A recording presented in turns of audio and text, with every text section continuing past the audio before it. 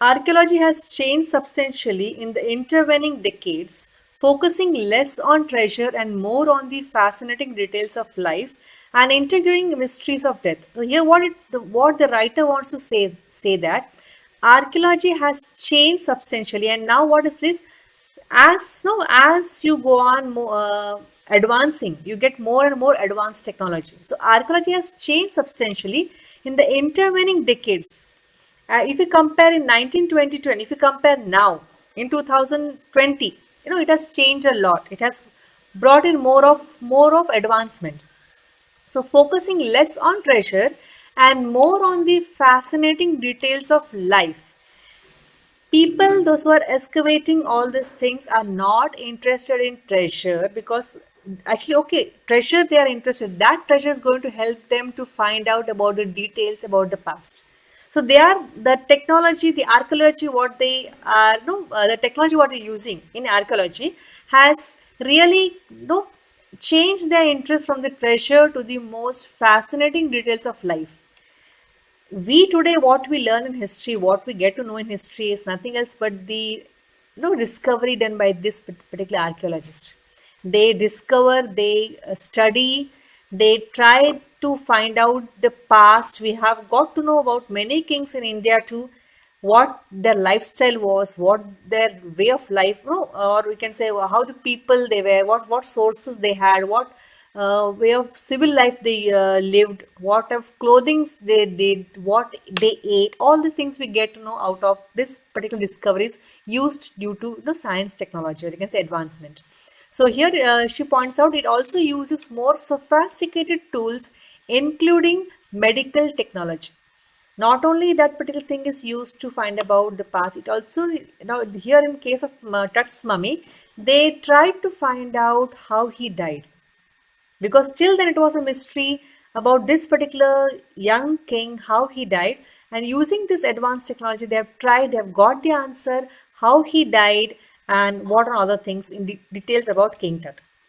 So in 1968, more than 40 years after Carter's discovery, an anatomy professor x-rayed the mummy and revealed a startling fact. If you see in this picture, they are actually, this is the x-ray of Tut's mummy, Tut's body, you can say, skeleton.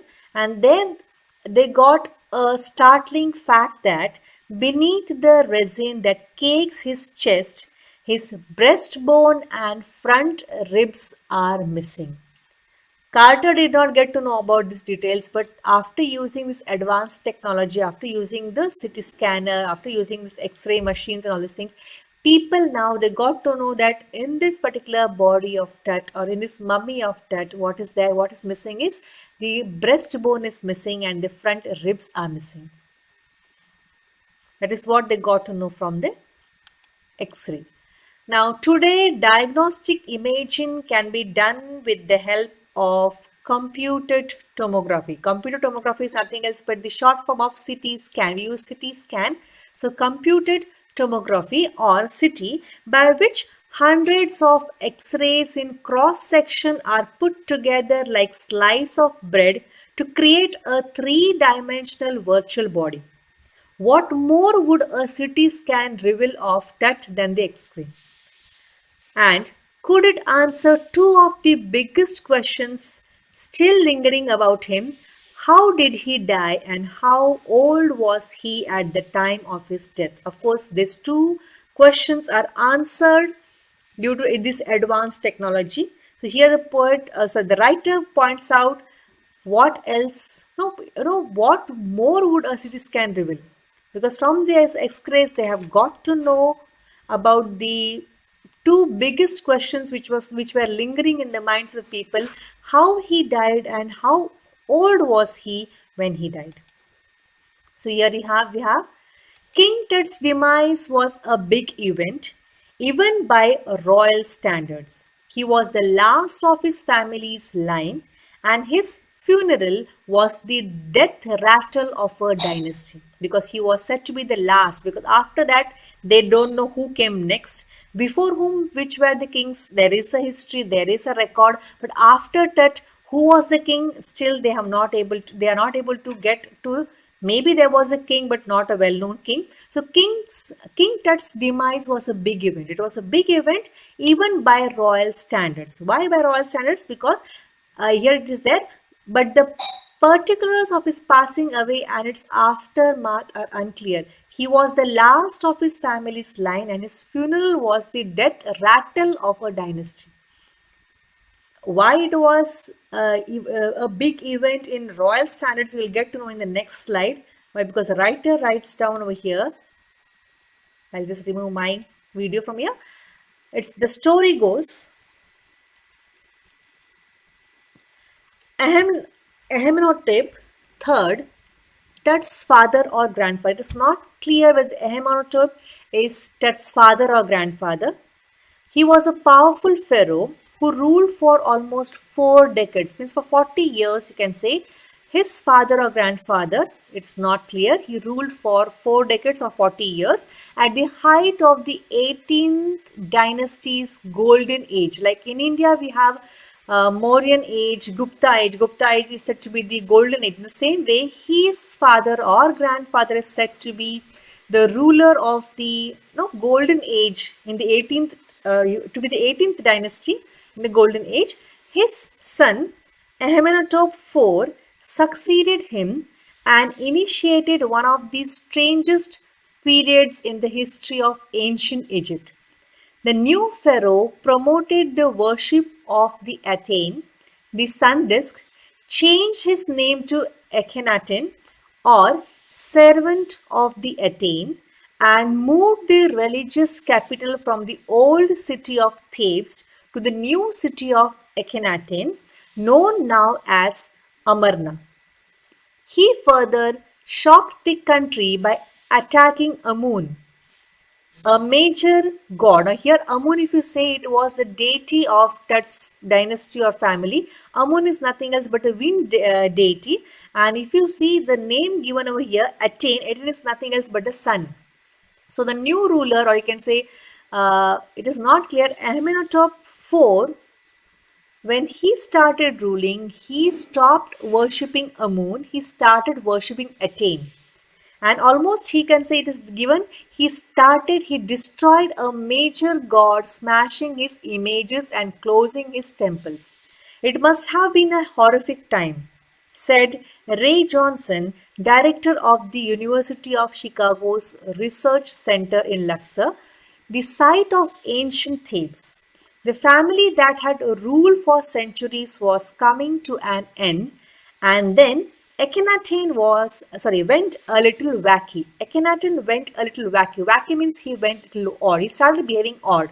Because as per their traditional, as per their family or deity, you can say, it was to be worshipped. Amun god was to be worshipped.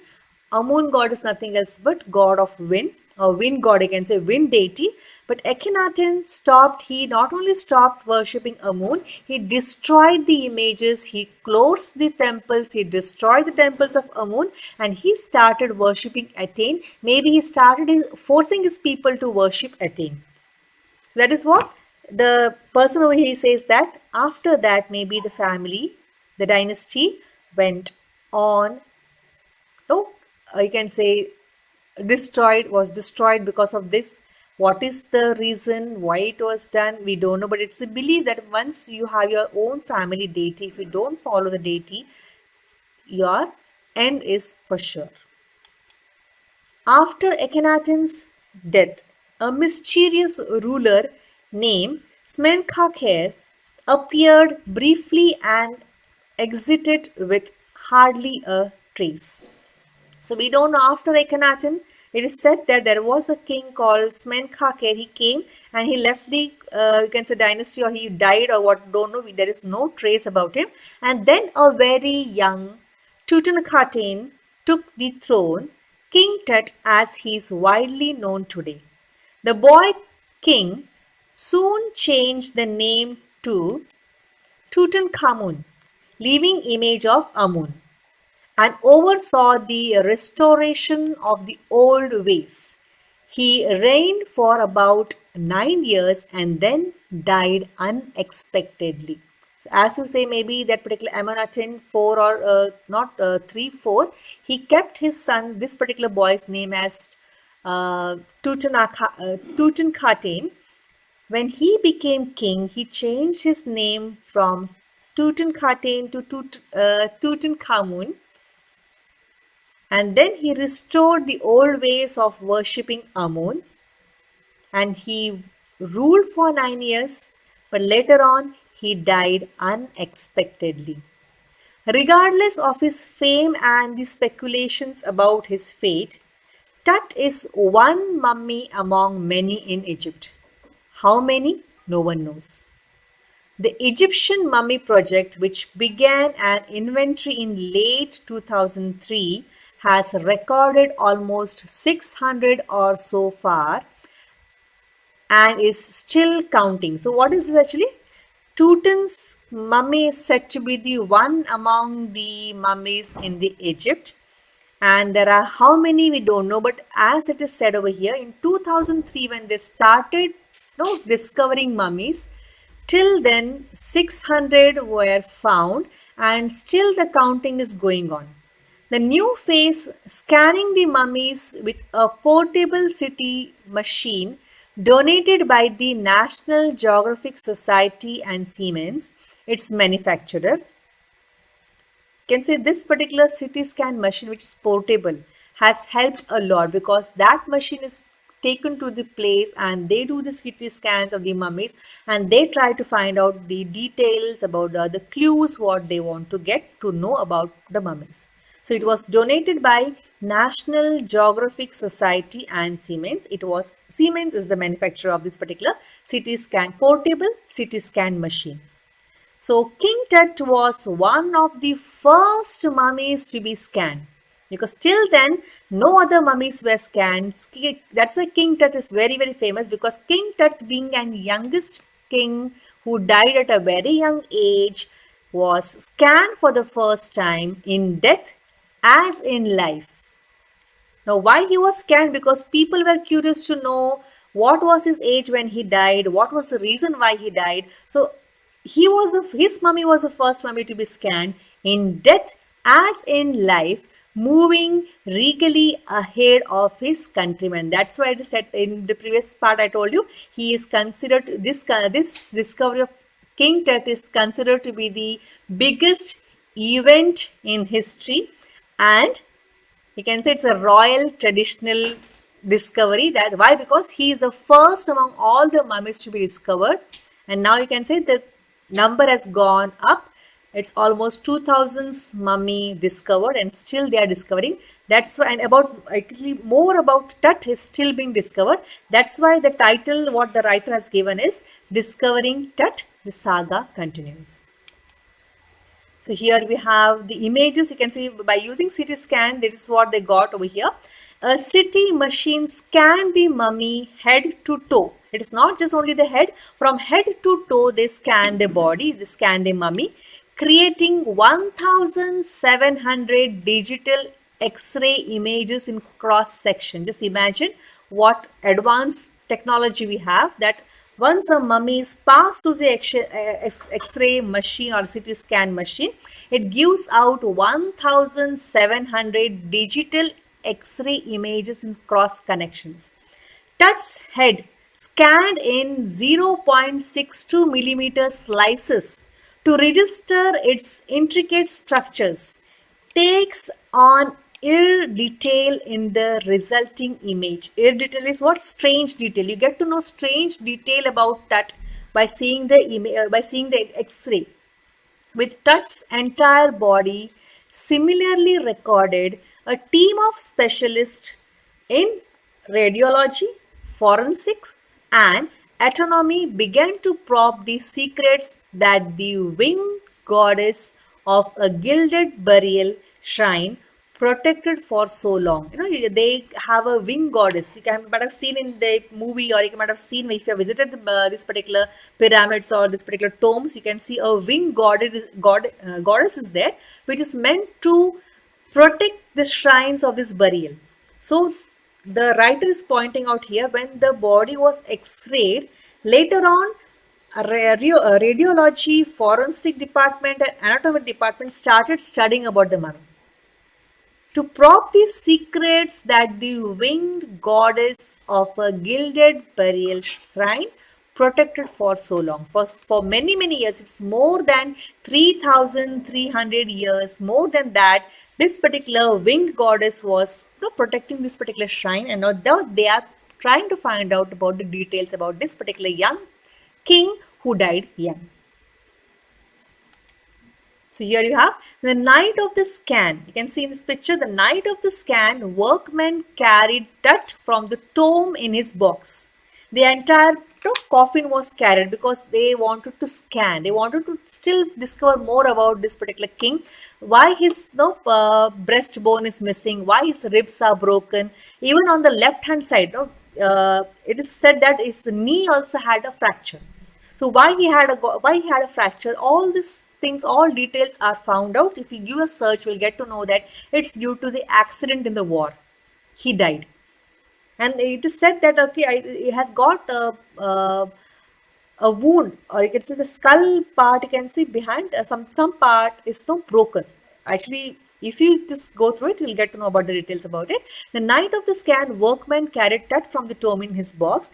Like pallbearers, they climbed a ramp and a flight of stairs in the swirling sand outside. Again, here the writer is trying to create a scary image that when his body was removed, what happened? It was that swirling sand was there outside. It was a sandstorm outside. Then rose on a hydraulic lift. Hydraulic lift is nothing else but the lift which is moved with the help of water. So hydraulic lift into a trailer that held the scanner. 20 minutes later, two men emerged, sprinted for an office nearby, and returned with a pair of white plastic fans. Why they took white plastic fans from the office nearby? Why? Because the $1 million scanner had quit because of sand in a cooler fan. There was a sandstorm and this $1 million scanner stopped working. Why? Because the sand got stuck into the cooler fan. So the writer is creating the still more scary image, curse of the pharaoh. Joked a guard nervously. Because still somewhere in deep in the heart we have this fear. Maybe it's because of this curse. Mummy was resting in the coffin. We have removed it. We are trying to know about it. So it's a curse of mummy. It is what just she's trying to create an image of this. So curse of the pharaoh, joked a guard nervously. Eventually, the substitute fans worked well enough to finish the procedure. After checking that no data had been lost, the technicians turned Tut over to the workmen who carried him back to his tomb. Less than 3 hours after he was removed from his coffin, the pharaoh again rested in peace where the funerary priest had laid him so long ago. So now after almost you can say less than 3 hours afterwards, he was again took back to his tomb. He rests, his mummy is still resting there, and the further work continued. The technicians and the other people who were discovering or who were trying to find out Tut, they carried on their work. Back in the trailer, a technician pulled up astonishing image of Tut on a computer screen. A grey head took shape from a scattering of pixels and the technician spun and tilted it in every direction. Now this I need not explain you because you belong to the world of advanced technology. So what happened and how it was helpful, it is given over here. Neck vertebrae appeared as clearly as in an anatomy class. Other images revealed a hand, several views of the rib cage, and the transection of the skull. But for now, the pressure was off. Which pressure? Because Zahi Hawass, he was tensed, whether he will be able to do the research work further. Sitting back in his chair, Zahi Hawass smiled, visibly relieved that nothing had gone seriously wrong. I didn't sleep last night. Not for a second, he said. I was so worried, but now I think I will go and sleep.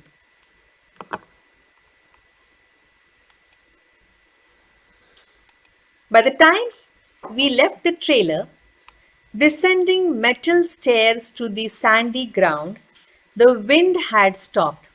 Now, here, why again she's trying to say that okay, once mummy was back in the tomb, the atmosphere was again calm and quiet. So, by the time we left the trailer, descending metal stairs to the sandy ground, the wind had stopped. The winter air lay cold and still, like death itself. In his in this valley of the departed, just above the entrance of Tut's tomb, stood Orion, the constellation that the ancient Egyptians knew as the soul of Osiris. Now, who is Osiris? Osiris is the god of the afterlife, watching over the boy king. It is said now this particular, if you see it at the entrance, from the entrance, if you look at the sky, you get to watch, you get to see this particular constellation of Orion. And it is said that this particular Orion is the soul of Osiris, and Osiris is nothing else but god of afterlife. That is what is there on the murals on the walls of the where the coffin of tomb of Tut where he was buried. Here you can see Osiris and Tut. So this is what is there, and it is said that when Tut died, even the paintings which was done over here was not allowed to dry. And because of the fungus over here, Howard Carter, it is said he died after getting sick out. He became sick and he died. Not because of the curse, but it is because of the wetness of the paint used over here. They used to use natural paint to paint the walls. Such type of pictures were made on the walls. And this particular picture, if you see in a textbook, it also there. And in the video you saw that at that time, when I showed you, this particular painting was to be left to dry, but it was not left to dry. Its tomb was covered.